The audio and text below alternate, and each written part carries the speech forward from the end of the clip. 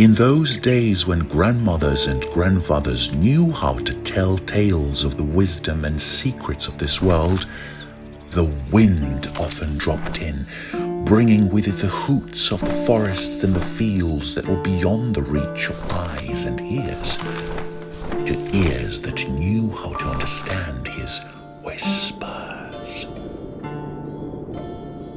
Hi, I'm Zdenko Bašić and I'm here to invite you on a journey through the tales of the wind. The stories that I was told were not just the stories, just bedtime fairy tales. They were real. My grandmothers believed in them, abided by the rules of those creatures. The forest, the trees, all those places really existed. It is where we used to play when we were children. There, the creatures from my grandmother's stories also lived. To us, daytime was given, and to them, nighttime was their time. In between, in twilight or in dawn, those worlds overlapped.